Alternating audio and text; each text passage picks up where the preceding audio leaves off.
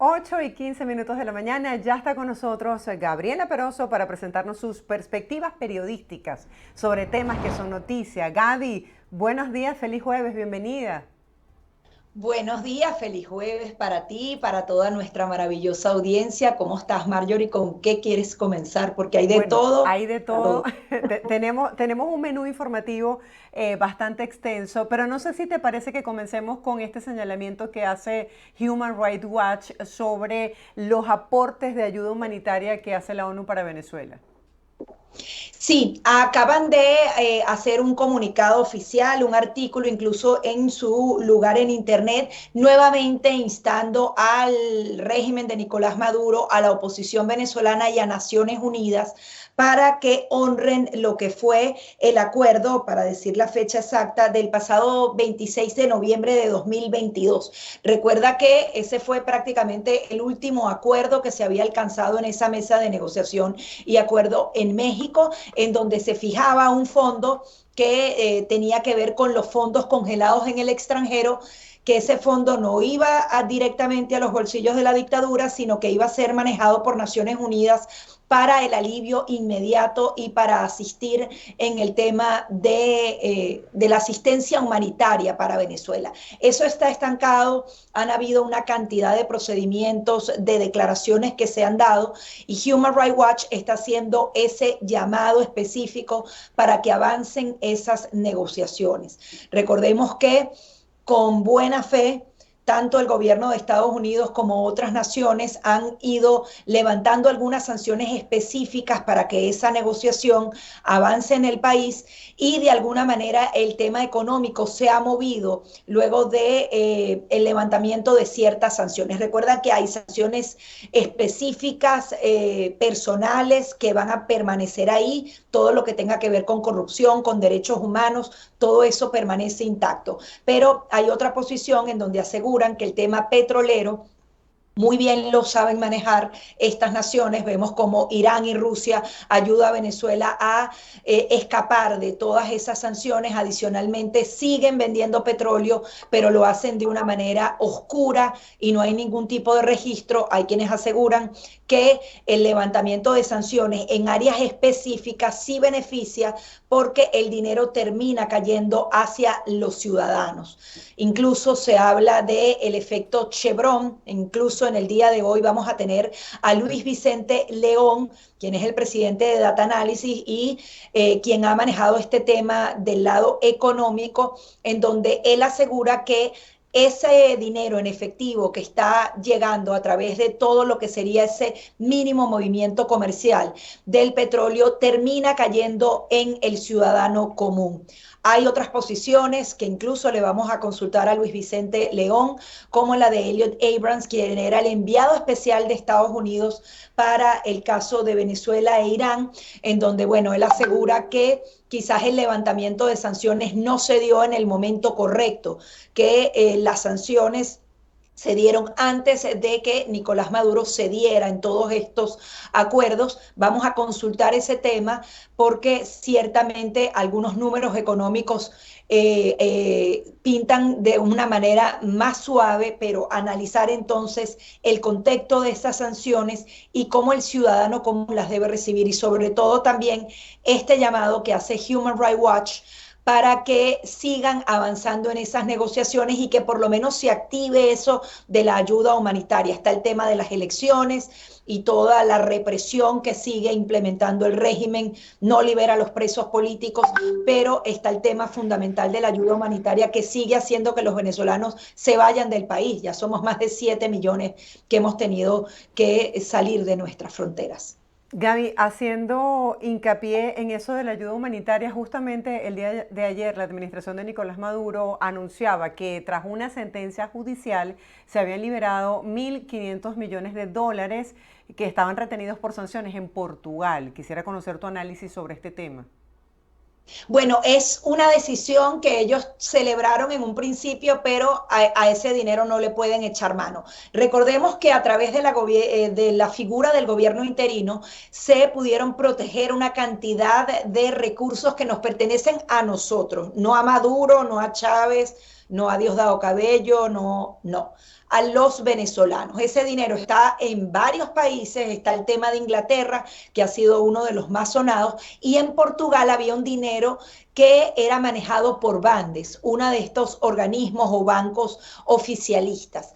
Portugal, luego de un proceso como el que se ha estado llevando a cabo en Inglaterra y donde han habido varios fallos que siguen protegiendo esos recursos en el extranjero para los venezolanos, falló que ese dinero que está siendo pedido por Nicolás Maduro iba a ser liberado de Portugal. ¿Qué pasa? Ellos celebran esa primera decisión, pero ese dinero se va a quedar estancado en el camino porque ese dinero efectivamente pertenece a Bandes y Bandes, como institución corrupta del régimen de Nicolás Maduro, ha sido sancionada por el gobierno de Estados Unidos en el pasado, así como ha sido sancionado, por ejemplo, el Banco Central de Venezuela, y sencillamente no pueden manejar ni mover esos recursos. Esa es una protección que nosotros tenemos, porque imagínate, esos 1.500 millones, si hubiesen sido liberados de Portugal y llegan directamente aquí, ¿qué va a hacer Nicolás Maduro con ese dinero? Seguramente aprovecharse para hacer su campaña o adelantar cualquier cosa o seguir persiguiendo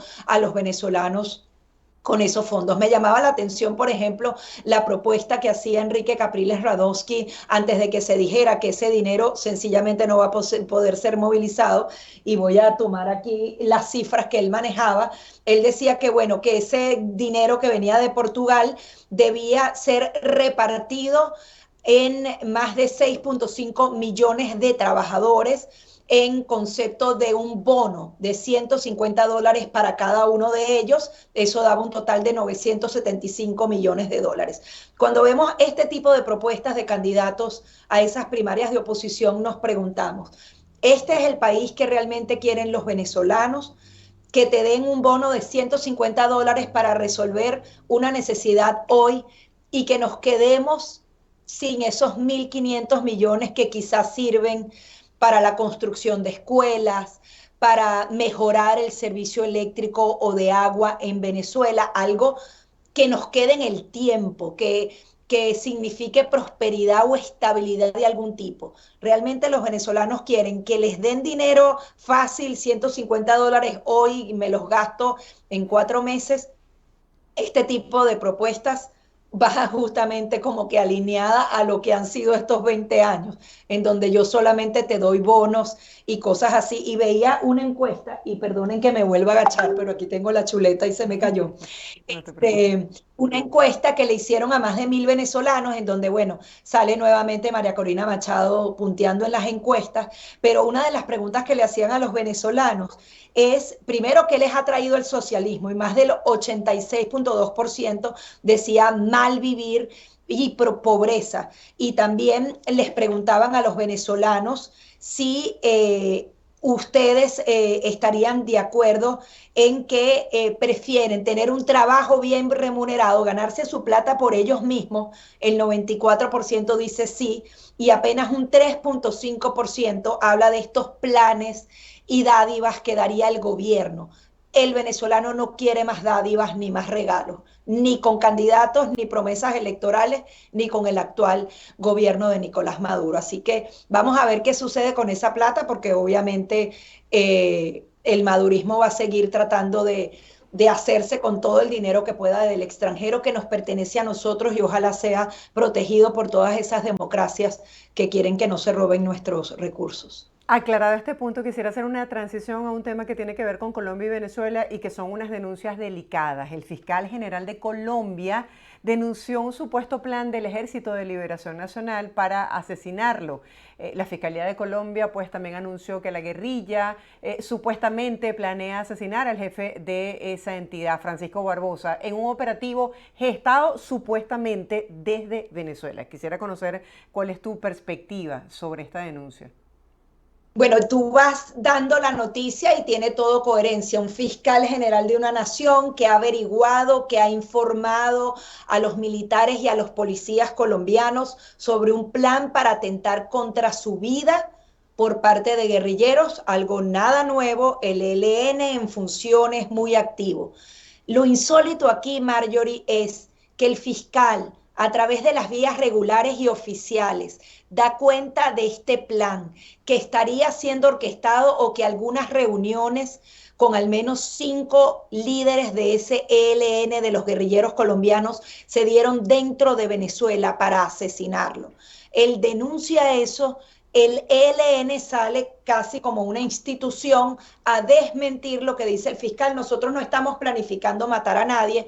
Obviamente el fiscal dice, ningún grupo criminal va a admitir su crimen en pleno desarrollo, pero lo insólito aquí es que hubo declaraciones del ministro de Defensa de Colombia, en donde le dicen, fiscal, está muy bien tu denuncia, pero nosotros creemos que esta noticia lo que pretende es desviar y debilitar las conversaciones de paz.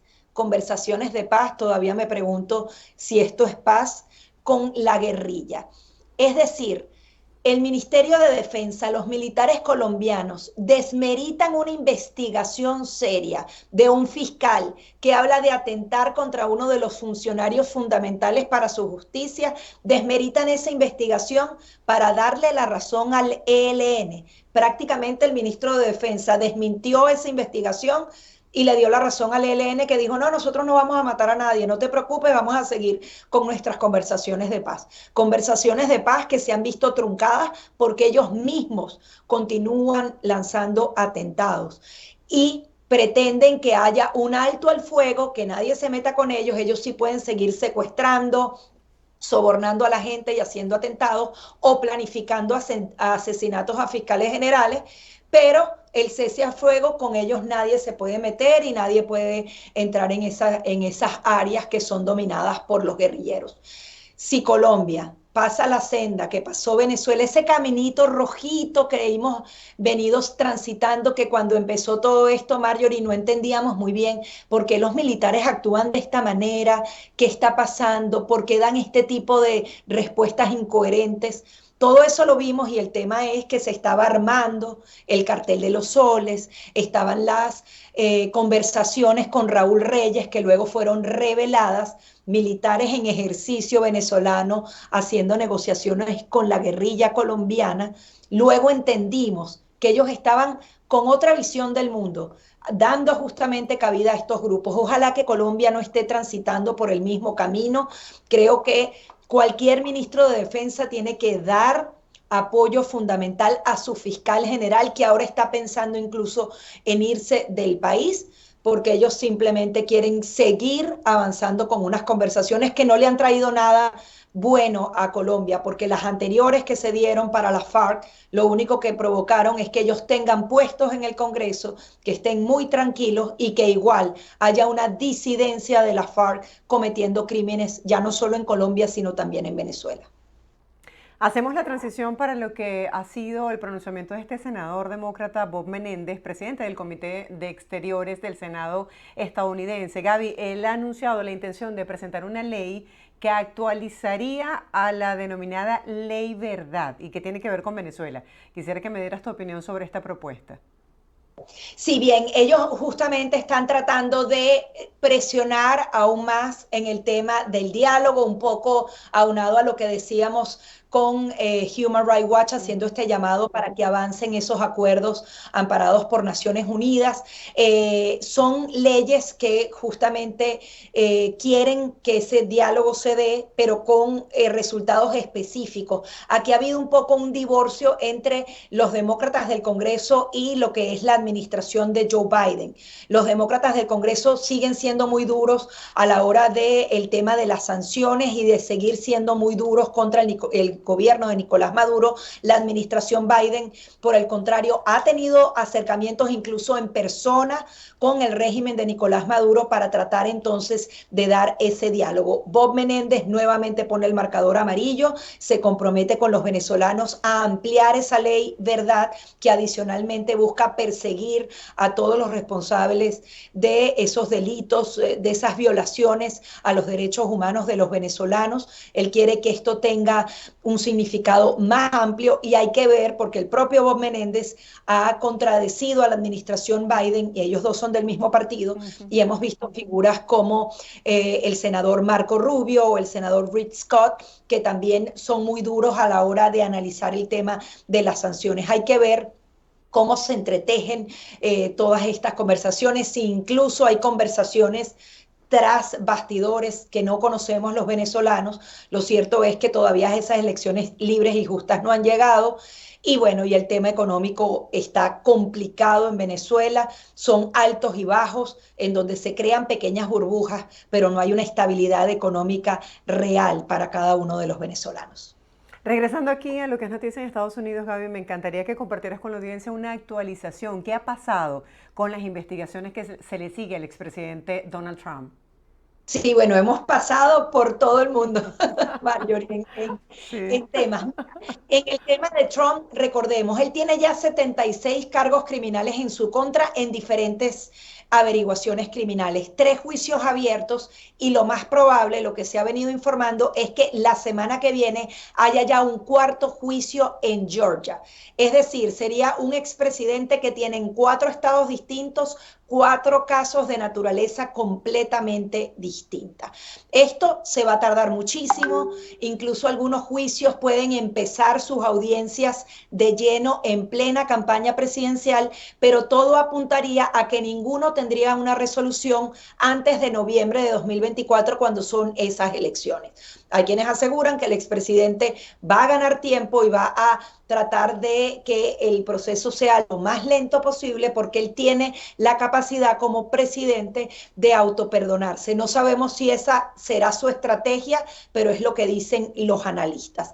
En el caso de Georgia, sería un caso que de alguna manera tendría relación con el último que se abrió en la capital estadounidense, en Washington, D.C., porque se refiere a las elecciones del 2020. En el caso de Georgia, hablan entonces de una confabulación. Ellos hablan de, incluso pareciera que van a utilizar leyes de delincuencia organizada, que no entendemos muy bien. Es decir, él no sería juzgado por alguna ley electoral, sino leyes que se aplican a delincuencia organizada, porque él en teoría habría conspirado con un grupo de personas para que cambiaran los votos electorales en Georgia. Él ha denunciado algunas irregularidades en ese estado, hizo algunas llamadas, sus abogados dicen que él estaba en pleno derecho a debatir y tratar de entender que habían irregularidades en esas elecciones y él tenía que denunciarlas. Y en el caso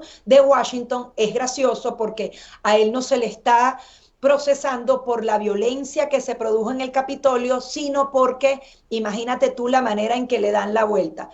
Él, sabiendo que había perdido las elecciones, siguió pidiendo a el vicepresidente y a otros actores a que pusieran en tela de juicio el resultado electoral de ese día. Van como a lo que apunta su mente. Ellos dicen, él sabía, pero se expresaba de manera pública de una manera distinta. No sé cómo la justicia puede probar el pensamiento o la creencia de alguien. Hay quienes dicen, este tema y este juicio tiene que ver simplemente con la libertad de expresión. Y hablando de libertad de expresión, mañana viernes podría darse otra orden en contra del expresidente Donald Trump para silenciar cualquier tipo de declaración que tenga que ver con su caso de ese 6 de enero de 2022. Esto es muy complicado porque ¿cómo vas a silenciar a un candidato a la presidencia? Y hay quienes dicen que esto no busca proteger a los fiscales y jueces que están actuando en su contra o que lo están acusando, sino que está tratando de ocultar algunas evidencias. Incluso ahora los demócratas están tratando de promover una ley para que el juicio de Trump sea televisado, como el de O.J. Simpson y otros juicios famosos que se han hecho. Es parte de lo que quieren hacer. O sea, la campaña y el tema judicial de Donald Trump está entrelazado de manera inevitable y él sigue ganando adeptos. Incluso ya ha ganado hasta 40 puntos por encima de cualquiera de sus otros contrincantes dentro del Partido Republicano. Así que esto pica y se extiende.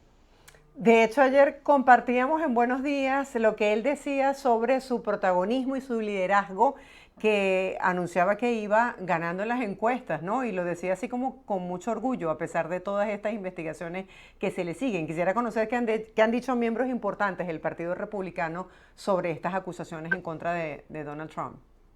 Sí, bueno, él incluso decía cuando le dieron la acusación en Washington, D.C. y cuando sabe que le viene la de Georgia la semana que viene o antes de que finalice el mes de agosto, decía, solo me falta una acusación más para ganar de plano estas elecciones, porque él dice que cada acusación le da 5 y 10 puntos más en las encuestas.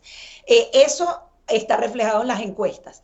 ¿Qué pasa? Hay algunas encuestas que lo dan empatado con Joe Biden, dicen que están 43 a 43%, pero dentro del Partido Republicano su liderazgo es indiscutible. Él sería el abanderado si esas elecciones primarias fueran el día de hoy. Lo que sí está pasando, y me imagino que es para tratar de reducir esa brecha, es que candidatos, por ejemplo, como Ron DeSantis, que lo defendió todo el tiempo con cada una de estas acusaciones penales, diciendo que era una persecución y una interferencia electoral, van a empezar a cambiar su discurso y van a empezar a atacar más a Donald Trump.